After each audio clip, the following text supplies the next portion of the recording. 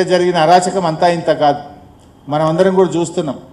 ఇట్లా చూస్తే అసలు రాష్ట్రంలో ఒక బ్లాక్ మెయిల్ పాలన, రేవంత్ పాలనలో మీరు చూస్తే basically Revanth is a blackmailer. ఈ రాష్ట్రంలో అందరికీ తెలుసు సమాచార హక్కు చట్టాన్ని ఉపయోగించి ఏ రకంగా ఇండస్ట్రియలిస్టులను, రియల్ ఎస్టేట్ వ్యాపారులను బ్లాక్ మెయిల్ చేసిండో ఈ రాష్ట్రంలో, హైదరాబాద్లో మీలాంటి జర్నలిస్టులకు, రాష్ట్ర ప్రజలకు తెలుసు. ముఖ్యమంత్రిగా కూడా ఈరోజు బ్లాక్ మెయిల్ చేస్తున్నాడు రేవంత్ రెడ్డి పాలన. ఇవాళ ఉదాహరణకు మీరు చూడండి, ఫీజు రియంబర్స్మెంట్ రాలేదు అని కాలేజీలు 2 సంవత్సరాల నుంచి కాళ్ళ చెప్పులు అరిగేలా ప్రభుత్వం చుట్టూ తిరిగారు. మంత్రులను కలిశారు, ముఖ్యమంత్రిని కలిశారు, అధికారులను కలిశారు. ఇంకా మేము మా ఉద్యోగుల జీతాలు ఇవ్వలేకపోతున్నాము, కరెంట్ బిల్లులు కట్టలేకపోతున్నాము, ఈ కాలేజీలు మేము నడపలేము అని నిరవధిక సమ్మెకు కాలేజీలు పోయారు. నిరవధిక సమ్మెకు పోతే ఆ కాలేజీల మీద విజిలెన్స్ దాడులు చేపిస్తున్నాడు రేవంత్ రెడ్డి. పోలీసులను పంపించి కాలేజీల యాజమాన్యాన్ని భయభ్రాంతులకు గురి చేస్తున్నాడు రేవంత్ రెడ్డి. పైసలు ఇయ్యవైతివి, కనీసం సమ్మె చేసే హక్కు కూడా లేదంటే ఇది బ్లాక్మెయిల్ కాకపోతే ఏంటిది రేవంత్ రెడ్డి గారు? నువ్వే చెప్పినావు దసరాకు 600 ఇస్తా, దీపావళికి 600 కోట్లు ఇస్తా అన్నావు. మరి ఇయ్యలేదు కదా. చూశారు, 2 ఏళ్ళు టైం ఇచ్చారు నీకు.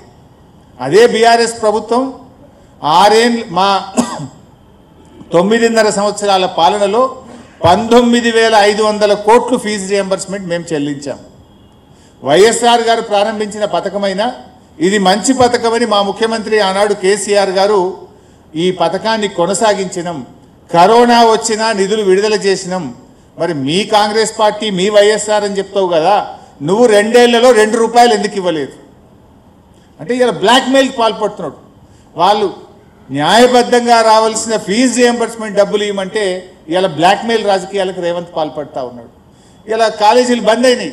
జూబ్లీ హిల్స్ ప్రజల పిల్లలు కూడా కాలేజీల్లో చదువుతున్నారు కదా, వాళ్ళ పిల్లలు ఎందుకురా బాబు నువ్వు కాలేజీకి పోతలేవంటే ఫీజు రియంబర్స్మెంట్ రేవంత్ రెడ్డి ఇస్తలేడు, మేము ఇంట్లో కూర్చున్నాం, మరి ఆ డబ్బులు ఇవ్వలేడు కనుక కాలేజీలు బంద్ చేసిండ్రు అంటున్నారు. మరి ఆ పిల్లల మంచి కోరుకునే తల్లిదండ్రులు పిల్లల భవిష్యత్తు చెడిపోతుంటే ఇంకా కాంగ్రెస్కి ఏ రకంగా ఓటేస్తారు? అదేవిధంగా ఆరోగ్యశ్రీ, ఇది కూడా వైఎస్ఆర్ గారు ప్రారంభించిన పథకం. కేసీఆర్ గారు ఈ పథకం మంచిదని 2 లక్షల రూపాయల నుంచి దాన్ని 5 లక్షల రూపాయలకు పెంచాడు. ప్రతి కుటుంబానికి ప్రతి ఏడాది 5 లక్షలకు పెంచింది కేసీఆర్ ప్రభుత్వం. ఆసుపత్రుల సంఖ్య పెంచాం, వ్యాధుల సంఖ్య పెంచాం. 7,000 కోట్ల రూపాయలు ఖర్చు పెట్టి ఆరోగ్యశ్రీ పథకాన్ని బీఆర్ఎస్ ప్రభుత్వం కొనసాగించింది. 2 ఏళ్ళైంది రేవంత్ రెడ్డి గారు వచ్చి. దాదాపు 1900 కోట్లు బకాయి పడితే ఆరోగ్యశ్రీ డబ్బులు ఇవ్వకపోతే వాళ్ళు సమ్మె నోటీస్ ఇచ్చారు. అయ్యా ఎప్పుడు ఇస్తారు అని అడిగి 2 సంవత్సరాలు వేచి చూసి నోటీస్ ఇస్తే ఆసుపత్రుల మీదకి నోటీసులు, పోలీస్ దాడులు, మున్సిపల్ దాడు, అధికారులు వెళ్ళి వేధింపులు, విజిలెన్స్ దాడులు, నీ మెట్లు రోడ్డు మీదకి వచ్చినాయి, నీ హాస్పిటల్ కూలగొడతాం, నీ ఫైర్ ఇంజన్ అలారం పనిచేస్తలేదు, నీ హాస్పిటల్ సీజ్ చేస్తాం. ఇదా బ్లాక్మెయిల్? ఒక ప్రభుత్వం నడిపే తీరిదా? కాలేజీలు ఫీజు రియంబర్స్మెంట్ అడిగితే పోలీసులను పంపిస్తాం, ఆరోగ్యశ్రీ బకాయిలు చెల్లించమంటే పోలీసుల్ని పంపిస్తాం. భట్టి గారు మీ అందరికి గుర్తు, అప్పుడు హైడ్రాస్ ప్రారంభంలో భట్టి గారు ఒక ప్రెస్ మీట్ పెట్టి పెద్ద వీడియో ప్రజెంటేషన్ ఇచ్చిండు. ఈ రాష్ట్రంలో దాదాపు 11 పెద్ద ప్రాజెక్టులు, 13,000 కోట్ల విలువ కలిగిన ప్రాజెక్టులన్నీ చెరువుల్లో కడుతున్నారు, చెరువు శిఖంలో కడుతున్నారు అని వీడియోలేసి ప్రజెంటేషన్ ఇచ్చిండు భట్టి గారు. ఇవన్నీ కూడా ఆపేయాలన్నాడు. ఎంతటి వాడైనా, ఎవడైనా, ఎంత పెద్దోడైనా, ఎవరికైనా హైడ్రా ఒక్కటే కూల్చేస్తామన్నాడు. మరి ఇప్పుడు భట్టి గారు ప్రెస్ మీట్ పెట్టి ఏడాది అర్థమైంది. భట్టి గారు ప్రెస్ మీటు, బ్లాక్మెయిల్, సెటిల్మెంటు. ఇలా 11 ప్రాజెక్టుల గురించి మళ్ళీ మాట్లాడుతుండ్రా? ఆ 13,000 కోట్ల రూపాయల విలువ కలిగిన ప్రాజెక్టుల గురించి ఆనాడు Bhatti deputy CM press meet, CM settlement. ఇది బ్లాక్మెయిల్ రాజకీయం. అదేవిధంగా ఉద్యోగ సంఘాలు, వాళ్ళు రిటైర్మెంట్ అయిన ఉద్యోగులకు పెన్షన్ బెనిఫిట్స్ వస్తలేవు, డిఏలు రావడం లేదు, పిఆర్సీ రావడం లేదు. ఉద్యోగ సంఘాలు ఎక్కడన్నా నోరెత్తితే వాళ్ళ మీద ఏసీబీ దాడులు, బ్లాక్మెయిల్. ఉద్యోగ సంఘాలు ఇలా దేశంలో అత్యధిక డిఏలు పెండింగ్లో ఉన్న రాష్ట్రం తెలంగాణ రాష్ట్రం. పిఆర్సీ ఎరియర్స్ చెల్లించని రాష్ట్రం తెలంగాణ రాష్ట్రం. రిటైర్డ్ ఉద్యోగులకు ఏళ్ల తరబడి వాళ్ళ బెనిఫిట్స్ ఇవ్వని రాష్ట్రం ఈ దేశంలో ఉందంటే అది రేవంత్ రెడ్డి రాష్ట్రం, మన పాలనలో ఉన్న తెలంగాణ రాష్ట్రం. ఈ రకంగా ఉద్యోగ సంఘాలు నోరెత్తితే ఏసీబీ దాడులు, బ్లాక్మెయిల్లు. అదేవిధంగా చివరికి ఇట్లా చెప్పుకుంటూ పోతే బ్లాక్మెయిల్ లిస్ట్ చాలా పెద్దది. చివరికి జూబ్లీ హిల్స్ ఎన్నికల్లో బీఆర్ఎస్ నాయకులను బ్లాక్మెయిల్ చేస్తుండు, జూబ్లీ హిల్స్ ఎన్నికల్లో ప్రజలను కూడా రేవంత్ రెడ్డి బ్లాక్మెయిల్ చేస్తుండు. Is a blackmailer.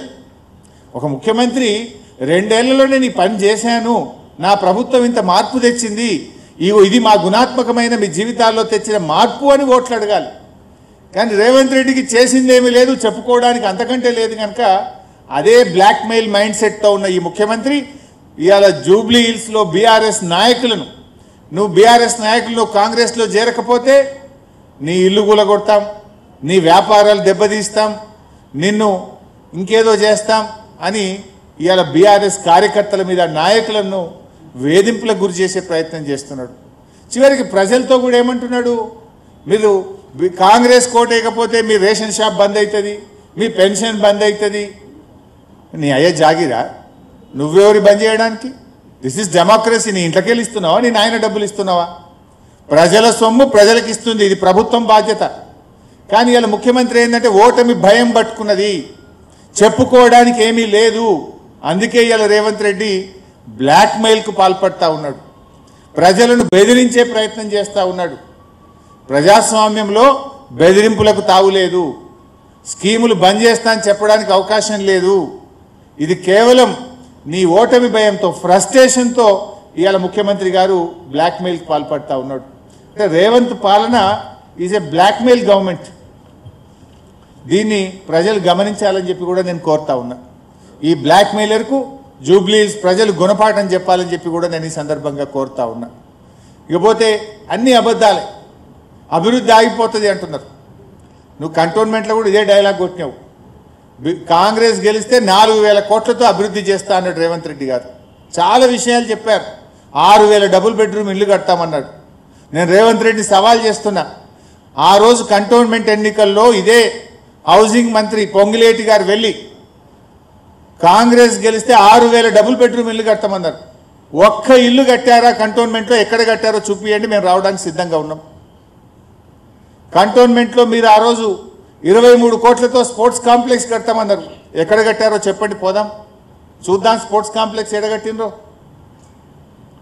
Regularisation of defence lands అన్నారు. ఒక్కరికన్నా రెగ్యులరైజ్ చేసిండ్రా, పట్టా ఇచ్చిండ్రా? అంటే ఆనాడు అబద్ధాలు చెప్పి ప్రజలను మభ్యపెట్టి మీరు కంటోన్మెంట్లో గెలిచిండ్రు. కంటోన్మెంట్లో ఇవాళ పోయి చూస్తే అన్ని గుంతలు, ఎక్కడ చూసినా పాట్ హోల్స్ ఉన్నాయి. రాత్రిపూట పోతే వెలగని వీధి దీపాలు ఉన్నాయి. ఇంకింత చెడిపోయింది మీరు గెలిచిన తర్వాత. రోడ్లన్నీ గుంతలమయం, రాత్రిపూట వీధి దీపాలు వెలగని పరిస్థితి ఏర్పడ్డది. నువ్వు కంటోన్మెంట్లో ఇచ్చిన ఏ ఒక్క హామీ కూడా అమలు చేయలేదు. ఇలా బీఆర్ఎస్ వచ్చినాకనే అట్లీస్ట్ నిన్ను పరిగెత్తిస్తున్నాం మేము. ఇలా జూబ్లీ హిల్స్ నువ్వు ఉరుకురికి పనిచేస్తున్నావు అంటే ఎందుకు చేస్తున్నావు? ఇంతకుముందు నువ్వు జూబ్లీ హిల్స్లో ఏం పనిచేయలేవు. ముఖ్యంగా అజరుద్దీన్ మంత్రి చేసినావు. 2 సంవత్సరాల నుంచి నువ్వు అజరుద్దీన్ని మంత్రి ఎందుకు చేయలే? ఇలా నువ్వు బీఆర్ఎస్ ఒత్తిడిలో ముస్లిం మైనార్టీలకు మంత్రి పదవి వచ్చింది. బీఆర్ఎస్ ఒత్తిడిలో నేను ఎన్టీఆర్ స్టాచ్యూ పెడతా అంటున్నావు, పీజేఆర్ స్టాచ్యూ పెడతా అంటున్నావు, గిగ్ వర్కర్ల బిల్లు పెడతా అంటున్నావు. కొల్లూరులో పోయి డబుల్ బెడ్రూమ్ ఇల్లు రేషన్ షాప్ పెట్టి ఇనాగ్రేషన్ చేసి వచ్చినావు ఇమీడియట్గా పోయి. 7 రోజులు రేవంత్ రెడ్డి ఇలా గల్లీ గల్లీ మోకాళ్ళ మీద పాదయాత్రలు చేస్తున్నాడు, గల్లీ గల్లీ తిరుగుతున్నాడు. ఎప్పుడైనా జూబ్లీ హిల్స్ ముఖం చూసినావా నువ్వు?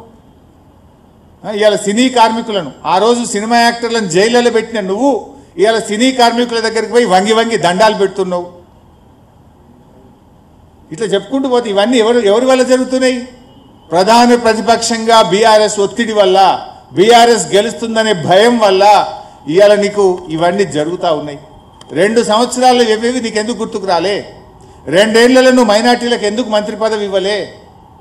ఎన్టీఆర్ స్టాచ్యూ బీఆర్ఎస్ ఎన్నో పెట్టింది. 70 అడుగుల ఎన్టీఆర్ స్టాచ్యూను ఖమ్మంలో పెట్టాం, కూకట్పల్లిలో పెట్టాం, బాన్స్వాడలో పెట్టాం, ఎన్నో చోట్ల బీఆర్ఎస్ పార్టీ పెట్టింది. ఇవాళ రేవంత్ రెడ్డికి ఎన్టీఆర్ గుర్తొస్తుంది. మరి 2 ఏళ్ళకి లేడమైనావు నాయన? జూబ్లీ హిల్స్ ఎన్నికలు వస్తే గుర్తొచ్చింది అది నీకు. మైనార్టీలు గుర్తొస్తారు, ఎన్టీఆర్ గుర్తొస్తాడు, పీజేఆర్ గుర్తొస్తాడు. మరి ఆ పీజేఆర్ కొడుకు ఎందుకు టికెట్ ఇవ్వలేను? నువ్వే కదా పీసీసీ ప్రెసిడెంటు. నిజంగా నీకు అంత ప్రేమ ఉంటే పీజేఆర్ కొడుకు ఎందుకు టికెట్ ఇయ్యలే? ఇవాళ పీజేఆర్ మీద నీకు ప్రేమ గుర్తొస్తుందా? పీజేఆర్కు మంత్రి పదవి ఇవ్వకపోవడం వల్ల కాంగ్రెస్ యొక్క అరాచకం వల్ల ఆ రోజు పీజేఆర్ చనిపోయింది గుండాకి. ఇవాళ నువ్వు పీజేఆర్ మీద ప్రేమ వలకపోస్తున్నావు. కొల్లూరు డబుల్ బెడ్రూమ్లో ఒక్కనాడన్నా కేసీఆర్ కట్టిండనే నెపంతో ఒక్కనాడు 2 ఏళ్లలో మీరు పోలే. ఇప్పుడు రోజు ఒక మంత్రి పరిగెత్తుతుండు, ఒకలేని కొగలు ఉరుకుతుండు. ఒక ఆయన పోయి దవాఖాన పెడతా అంటుండు, ఒక ఆయన పోయి రేషన్ షాపులు పెడతా అంటుండు, ఒక ఆయన పోయి నేను మున్సిపల్ చెత్త ఎత్తడానికి బండ్లు పెడతా అంటుండు, ఇంకొక ఆయన పోయి అంబులెన్స్ పెడతా అంటుండు. 2 ఏళ్ళు అడిగిపోయింది. This is all done by BRS. BRS అనే ప్రధాన ప్రతిపక్షం ప్రశ్నిస్తుంది కనుకనే ఈరోజు ఒకటొకటిగా జరుగుతున్నటువంటి పరిస్థితి గడబడతా ఉంది. అందువల్ల ఒక ప్రశ్నించే గొంతును గెలిపించండి. బీఆర్ఎస్ పార్టీ ఇలా ప్రజలకు అండగా ఉన్నది. నువ్వు మూసీ పేరిట పేదల ఇల్లు కూలుస్తా అంటే ఆ ప్రజలు తెలంగాణ భవన్కి వచ్చి తమ బాధలు చెప్పుకుంటే బీఆర్ఎస్ పార్టీ కేటీఆర్ గారు మా శాసనసభ్యులు అందరం పోయి బుల్డోజర్లకు అడ్డంగా నిలబడి ఇవాళ హైదర్ షా కోట కానీ మూసీ కూల్చివేతలను అడ్డుగా నిలబడ్డది, అడ్డుకున్నది, ఆపింది బీఆర్ఎస్ ప్రభుత్వం.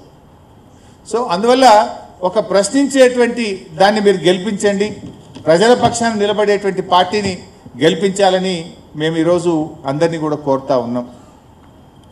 ముఖ్యంగా లా అండ్ ఆర్డర్ ఇవాళ కేసీఆర్ గారి హయాంలో హైదరాబాద్లో అద్భుతమైన పాలన జరిగింది. శాంతి భద్రతలకు కేర్ ఆఫ్గా తెలంగాణ రాష్ట్రం నిలిచింది. దేశంలోనే అవార్డులు అందుకున్నది బీఆర్ఎస్ ప్రభుత్వం. 10 లక్షల సీసీ కెమెరాలు పెట్టాం, కొత్త పోలీస్ వాహనాలు అందించాం. అదేవిధంగా సీసీ కెమెరాలు, వాహనాలు, స్టేషన్ అలవెన్స్లు, ట్రాఫిక్ అలవెన్సు, కొత్తగా పెద్ద ఎత్తున పోలీసులో రిక్రూట్మెంటు, వేలాది మందికి ఉద్యోగాలు ఇచ్చింది బీఆర్ఎస్ ప్రభుత్వం. కానీ ఇలా రేవంత్ రెడ్డి వచ్చిన తర్వాత పోలీసులకు టీఏ బిల్లులు వస్తలేవు, సరెండర్ లీవ్ పైసలు వస్తలేవు, పోలీస్ స్టేషన్ అలవెన్స్ బంద్ అయిపోయింది, వాహనాల్లో డీజిల్ పోయడానికి డబ్బులు విడుదల కాని పరిస్థితి, మొత్తం కూడా ఇలా లా అండ్ ఆర్డర్ కుప్పగూలిపోయినటువంటి పరిస్థితి. నిన్ననో మొన్ననో మీరు అందరూ కూడా చూశారు, హైదరాబాద్లో జగద్గిరి గుట్టలో నడి రోడ్డు మీద ఒక యువకుడిని కత్తితో పొడిచి చంపినటువంటి పరిస్థితులు మనం చూసాం. ఎంత హృదయ విదారకరమైనటువంటి దృశ్యాలు మనం చూస్తూ ఉన్నాం. అంటే ఇవాళ రేవంత్ పాలనలో గన్ కల్చర్ మీరు కూడా చూస్తున్నారు. పట్టబగలు తుపాకులతో కాల్చివేతలు ఎక్కడి నుంచి వస్తున్నాయి ఈ తుపాకులు? కేసీఆర్ గారేమో అగ్రికల్చర్ పెంచితే రేవంత్ రెడ్డి గన్ కల్చర్ పెంచుతూ ఉన్నాడు. మర్డర్లు పెరిగినాయి, మానభంగాలు పెరిగినాయి. ఇది నేను ఉత్తగా చెప్తలేను, రాజకీయంగా చెప్తలేను, ఇది అఫీషియల్గా పోలీస్ క్రైమ్ రికార్డ్ రిపోర్ట్ నుంచి చెప్తున్నా. ఈ సంవత్సరం ఈ జనవరి నుంచి ఇప్పుడు నవంబర్ ఈ 9-10 నెలల్లో దాదాపు 189 మర్డర్లు జరిగినాయి. ఇందులో 88 మర్డర్లు నడి రోడ్డు మీద పట్టపగలు మర్డర్లు జరుగుతూ ఉన్నాయి. ఇలా హైదరాబాద్లో 1700 కిడ్నాప్లు, 123 రేప్ కేసులు, 1051 రాబరీసు, 6411 దొంగతనాలు. అంటే ఇట్లా ఈ ఇయర్లో, ఈ ఫైనాన్షియల్ ఇయర్లో 2025వ సంవత్సరంలో 12% మహిళల పట్ల నేరాలు పెరిగినాయి. గత ఏడాదితో పోలిస్తే అత్యాచారాలు 28% పెరిగాయి, కిడ్నాప్లు 26% పెరిగాయి. హైదరాబాద్లో 41%, సైబరాబాద్లో 60% క్రైమ్ రేట్ పెరిగింది. ఓవరాల్గా తెలంగాణలో 22% క్రైమ్ రేట్ పెరిగింది. మరి ఈయననే హోంమంత్రి, ఈయననే ముఖ్యమంత్రి, ఈయనదే కదా బాధ్యత. నీ పాలనలో వృద్ధి జరిగింది, నీ పాలనలో ఏదైనా డెవలప్ అయిందంటే క్రైమ్ రేట్ డెవలప్ అయింది, క్రైమ్ రేట్ పెరిగింది తప్ప నా జిఎస్టీ పెరగలే, నా సేల్స్ ట్యాక్స్ పెరగలే, నా రెవెన్యూ పెరగలే, హెల్త్ ఇండెక్స్ పెరగలే. పెరిగిందేమని ఉంది రేవంత్ పాలనలో అంటే హత్యలు పెరిగినాయి, అత్యాచారాలు పెరిగినాయి, మానభంగాలు పెరిగినాయి, మర్డర్లు పెరిగినాయి, రేపులు పెరిగినాయి తప్ప ఇంకా వేరే ఏం పెరగలే. దానికి రేవంత్ రెడ్డి గొప్పగా చెప్తాడు.